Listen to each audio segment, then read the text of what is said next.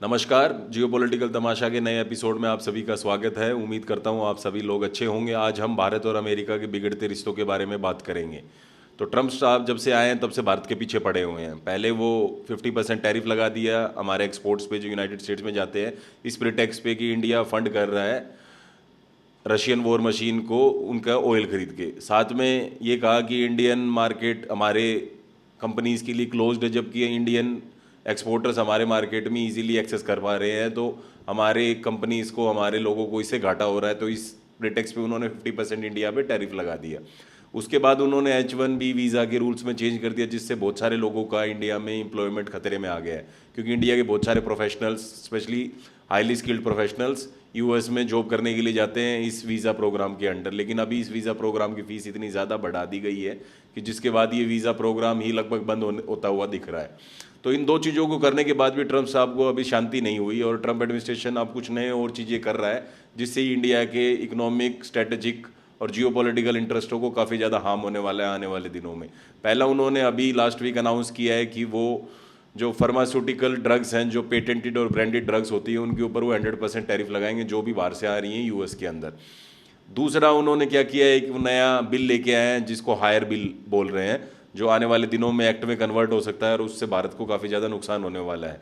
तीसरा, अभी United nation general assembly चली हुई, यूएन के सेशन में दुनिया के सारे हेड ऑफ द स्टेट्स और इम्पोर्टेंट डिग्निटरीज इकट्ठे हो रखे न्यूयॉर्क में। तो इसी बीच में ट्रम्प साहब की और नवाज शरीफ और आसिफ मुनीर, जनरल आसिफ मुनीर की वाइट हाउस में मीटिंग हुई। इसके भारत के लिए क्या इम्प्लीकेशंस होंगे? तो आज हम इन तीन इंपॉर्टेंट चीज़ों के ऊपर बात करेंगे जो पिछले 1-2 हफ्ते में हुई हैं और इनका भारत की इकोनॉमिक, पॉलिटिकल और सिक्योरिटी इंटरेस्टों पे क्या फ़र्क पड़ने वाला है। तो सबसे पहले हम बात करते हैं 100% टैरिफ की, जो बात कर रहे हैं ब्रांडेड और पेटेंटेड ड्रग्स के ऊपर। हम सबको पता है कि इंडिया एक बहुत बड़ा मेजर एक्सपोर्टर है जेनरिक ड्रग्स का, जो मोस्टली ये जेनरिक ड्रग यूएस में ही जाती हैं।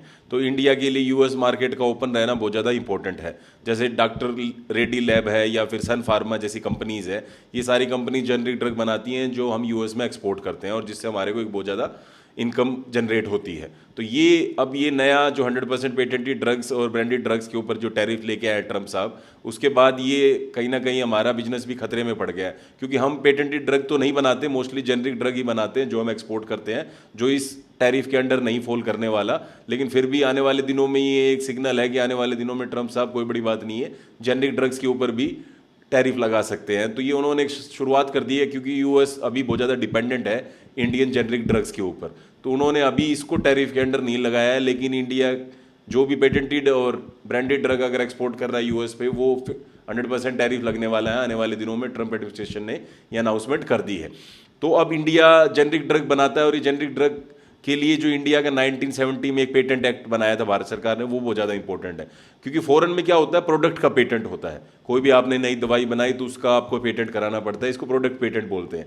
लेकिन इंडिया ने 1970 में जो पेटेंट एक्ट बनाया, उसके अंदर प्रोसेस को पेटेंट कर दिया, ना कि प्रोडक्ट को। जिससे इंडिया जो फार्मास्यूटिकल कंपनीज हैं, वो फॉरेन जो ड्रग्स आती हैं बहुत ज़्यादा महंगी है, पेटेंटेड ड्रग्स जो होती हैं वो बहुत ज़्यादा महंगी होती हैं और आम कंज्यूमर उनको बाय नहीं कर सकता है। तो इंडिया ने उस प्रोडक्ट को पेटेंट नहीं किया, प्रोसेस को पेटेंट कर दिया।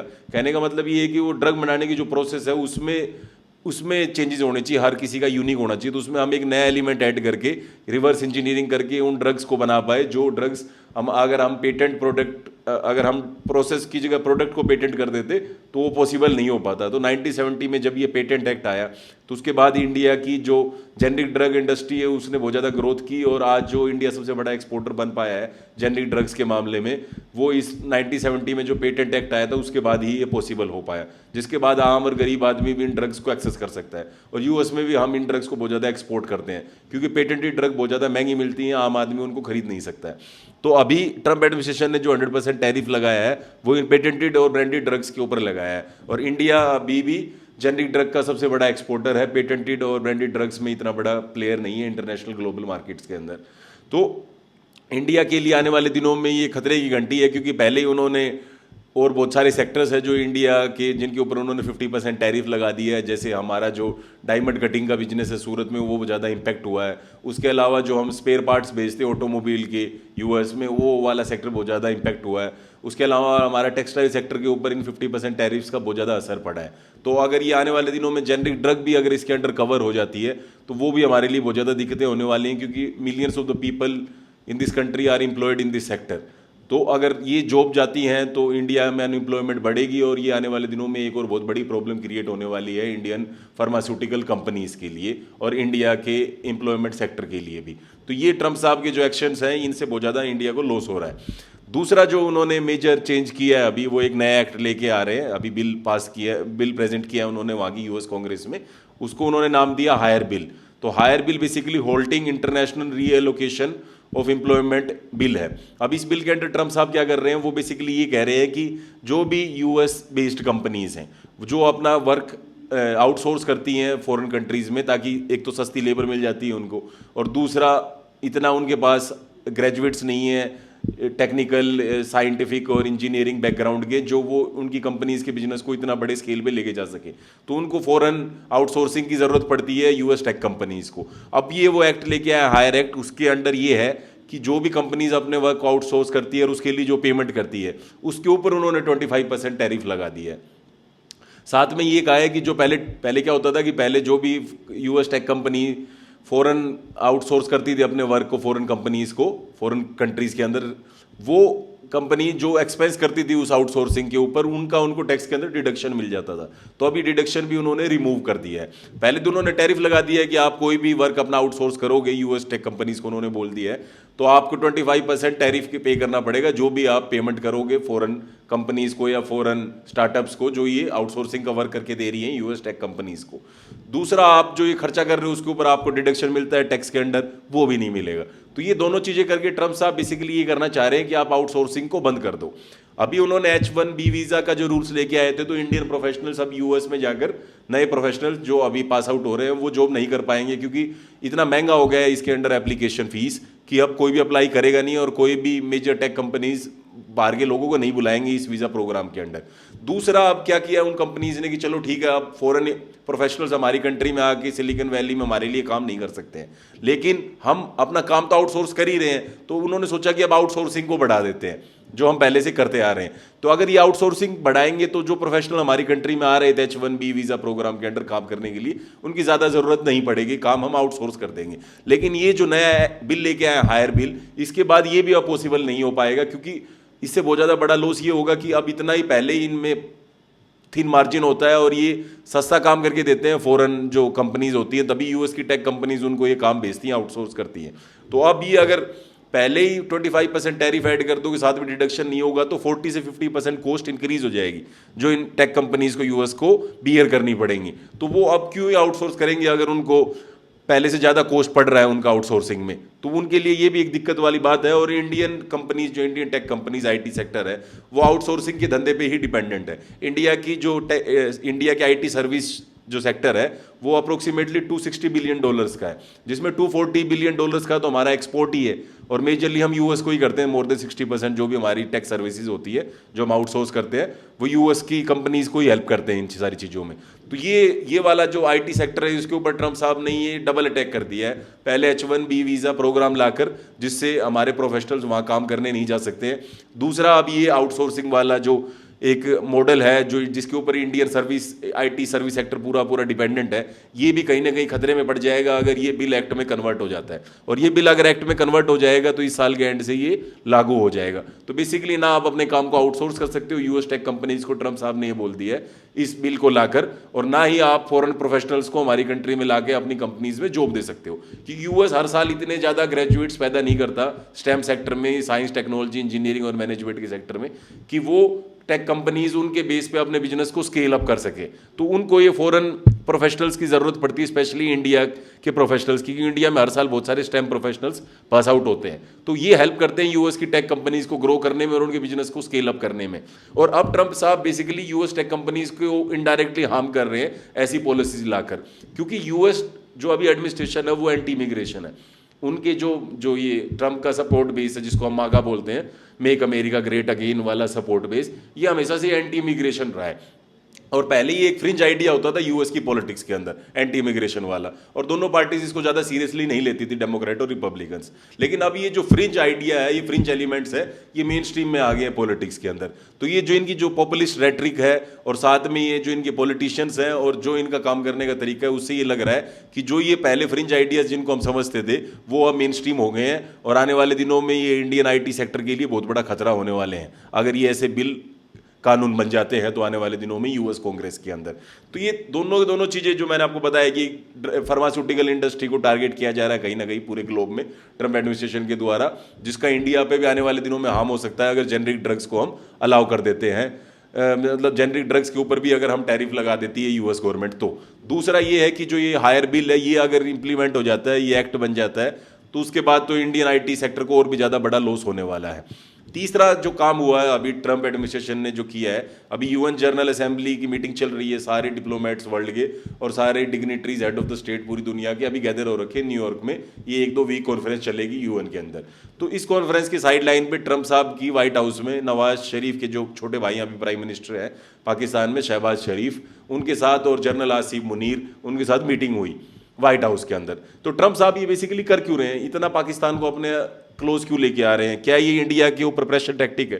डेफिनेटली ये एक पार्ट है इंडिया को प्रेशराइज करने का, क्योंकि शहबाज शरीफ ने अभी व्हाइट हाउस में जाके बोला है कि जो सीज फायर हुआ था इंडिया पाकिस्तान कॉन्फ्लिक्ट में, वो ट्रम्प साहब ने ही करवाया था, और उन्होंने नॉमिनेट फिर से कर दिया ट्रम्प साहब को नोबेल पीस प्राइज के लिए। तो बेसिकली उनको पता है कि ट्रम्प को कैसे खुश करना है। ट्रम्प पे अपने आप को एक डील मेकर प्रोजेक्ट करते हैं पूरी दुनिया में, और उनको सबको पता है कि उनकी जो डिप्लोमेसी वो ट्रांजैक्शनल है, आप हमें क्या दोगे उसके बदले में हम आपको क्या देंगे। उनकी पॉलिसी वो नहीं है जो पहले यूएस एडमिनिस्ट्रेशन होते थे, जो उनका एक स्ट्रेटेजिक आउटलुक होता था और एक लंबा ग्रैंड स्ट्रेटेजी लेके चलते थे कि अगले 20 साल में हमें चाइना को काउंटर करना है, या अगले 20 साल में किस कंट्री के साथ हमें फाइट करनी है। उसको लेकर वो स्ट्रेटेजिक अलायंसेस बनाते थे और उस पार्टनरशिप को कंटिन्यू करते थे, चाहे कोई भी गवर्नमेंट आ जाए।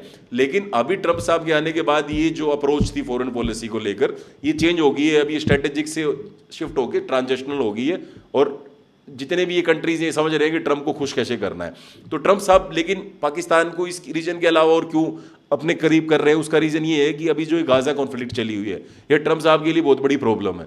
प्रॉब्लम इस सेंस में है कि गाजा कॉन्फ्लिक्ट के बाद पूरे जो अमेरिका के रिलेशन है मिडिल ईस्ट में, स्पेशली विद गल्फ कंट्रीज, वो खराब होते जा रहे हैं, क्योंकि नेतन्याहू अटैक को इंक्रीज कर रहे हैं गाजा के ऊपर, जिससे ह्यूमैनिटेरियन क्राइसिस बढ़ रही है, और इन गल्फ कंट्रीज के पॉपुलेशन जो है वो इनके लीडर्स के ऊपर प्रेशराइज कर रही है कि आप इस कॉन्फ्लिक्ट को रिजोल्व कराओ, क्योंकि इनोसेंट लोग मारे जा रहे हैं गाजा के अंदर, जो ये वॉर चली हुई है हमास और इसराइल के बीच में। इसके बाद तो ट्रम्प साहब अपनी डिप्लोमेसी की जितनी भी एनर्जी है यूएस डिप्लोमेटिक सर्विसेज की, वो सारी एनर्जीज यही मिडिल ईस्ट में खराब नहीं करना चाहते, जो पहले वाले एडमिनिस्ट्रेशनों ने कर दी। तो वो अब चाइना पे फोकस करना चाहते हैं, जैसे उनका जो पिवोट की अमेरिका में स्ट्रेटजी है कि पिवोट टुवर्ड चाइना, कि चाइना पे फोकस करो, कि आने वाला सबसे बड़ा थ्रेट चाइना है, और चाइना को काउंटर करने के लिए उनको क्वाड की जरूरत है, जो एक अलायंस है जिसका इंडिया भी मेंबर है, और साथ में उनको पैसिफिक पे ज़्यादा फोकस करने की जरूरत है कंपेयर टू इंडियन ओशन और मेडिटेरेनियन सीज। तो इन सारे एरियाज से वो अपनी एनर्जी और अपने जो रिसोर्सेज हैं उनको पुल आउट करके चाइना फोकस करना चाहते हैं। लेकिन जब तक ये गाजा कॉन्फ्लिक्ट सोल्व नहीं होगी तब तक ट्रम्प साहब वहाँ पर चाइना पे फोकस नहीं कर पाएंगे, क्योंकि बहुत बड़ी कॉन्फ्लिक्ट है, ईरान भी है, रशिया यूक्रेन वॉर भी चला हुआ है। तो इन सब से ध्यान ट्रम्प साहब का जो चाइना की टुवर्ड स्ट्रेटजी है उसकी ध्यान वो मेन फोकस वहाँ पर नहीं कर पा रहे हैं। तो ट्रम्प इसलिए भी पाकिस्तान को यूज़ कर रहे हैं क्योंकि पाकिस्तान एक न्यूक्लियर आर्म कंट्री है। गल्फ कंट्रीज़ ने अभी उनके साथ डिफेंस डील भी साइन की जैसे सऊदी ने की है। तो ये सारे मिलके वो ये चाहते हैं कि जो यूएस की रिस्पॉन्सिबिलिटी है मिडिल ईस्ट में वो ये कंट्री संभाल ले, ताकि यूएस फोकस कर पाए अपने टुवर्ड्स चाइना। तो ये बेसिक उनका आइडिया है ट्रम्प साहब का, नवाज शरीफ और पाकिस्तान को इतनी इंपॉर्टेंस देने का ग्लोबल डिप्लोमेसी के अंदर। तो ये तीनों चीज़ें जो हो रही हैं, इससे इंडिया कहीं ना कहीं साइडलाइन हो रहा है। इंडिया की जो डिप्लोमेसी है वो क्वेश्चन में आ रही है। अभी हमारे जो लीडर्स हैं मोदी साहब और अमित शाह साहब, वो तो लद्दाख को ही नहीं संभाल पा रहे। लद्दाख में अभी अरेस्ट कर लिया सोनम वांगचुक को, जबकि वहाँ के लोग बड़ी पीसफुली डिमांड कर रहे थे स्टेटहुड के लिए। उनको स्टेटहुड दे दो, वो हमारे लिए मेन हमारी कंट्री का ही तो पार्ट है और हमारे लिए बहुत इंपॉर्टेंट लोग हैं। अगर वहीं हम पीसफुल और स्टेबल स्टेट क्रिएट नहीं कर सकते लद्दाख जैसे रीजन में जो चाइना और पाकिस्तान दोनों के बॉर्डर पे लगता है, तो हम कहाँ की ग्लोबल डिप्लोमेसी की बात कर रहे हैं? कहाँ हम बात कर रहे हैं कि हम ग्लोबल पावर बनेंगे?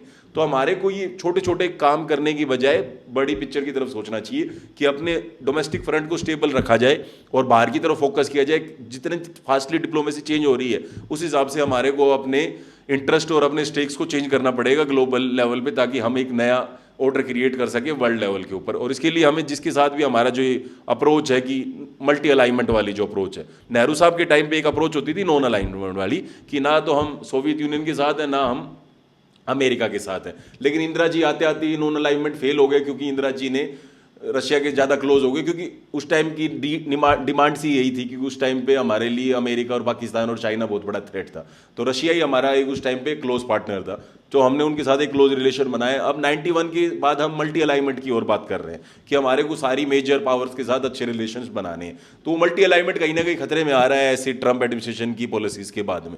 तो हमारे को अपने रिलेशंस को फिर से रिकैलिब्रेट करना पड़ेगा ग्लोबल लेवल के ऊपर, और समझने की कोशिश करनी पड़ेगी कहाँ हम अपने इंटरेस्ट को बचा सकते हैं। एक तो हमें ट्रेड डील जल्दी जल्दी करनी होगी ट्रंप साहब के साथ, जिसके अंडर हम हमारे जो बेसिक सेक्टर्स हैं जो प्रोटेक्टेड हैं वो उनको हमें अनप्रोटेक्टेड नहीं करना, जैसे एग्रीकल्चर और डेयरी सेक्टर है, उसमें हम यूएस कंपनीज को अलाउ नहीं कर सकते। उसके अलावा जो हमारा डेटा प्रोटेक्शन रिजीम है उसको भी हमें बचा के रखना है इस ट्रेड डील में जो हम यूएस के साथ कर रहे हैं।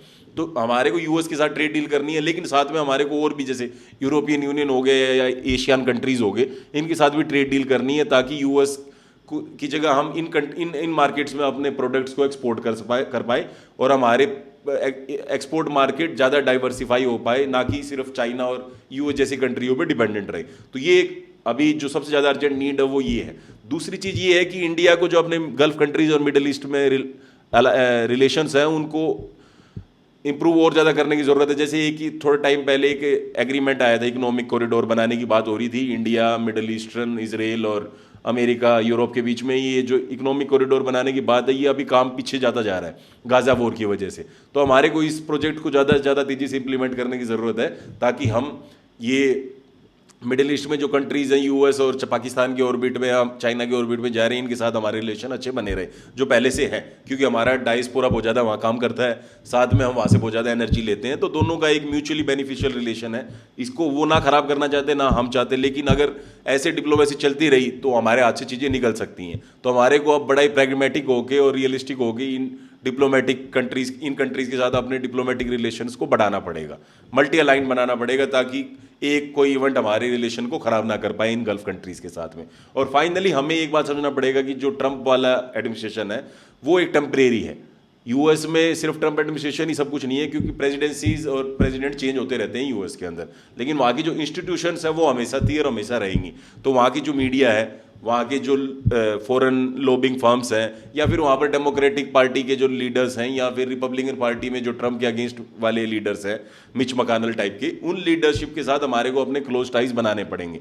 जो हमारे ऑलरेडी हैं उनको हमें और इम्प्रूव करना पड़ेगा, क्योंकि ट्रंप साहब आज हैं, 2 साल 4 साल के बाद नहीं रहेंगे। लेकिन अगर हमारे साथ इनके साथ अच्छे रिलेशन है तो हम फिर से बाउंस बैक कर सकते हैं ग्लोबल डिप्लोमेसी में, और अमेरिका के साथ अपने रिलेशंस को नॉर्मलाइज कर सकते हैं। तो ये सारी चीज़ें करने की ज़रूरत है अगर हमारे को अपने जियो स्ट्रेटेजिक और पॉलिटिकल और इकोनॉमिक इंटरेस्टों को ग्लोबल पॉलिटिक्स में बचा के रखना है तो, वरना हमारे लिए आने वाले दिन बहुत ज़्यादा बुरे होने वाले हैं।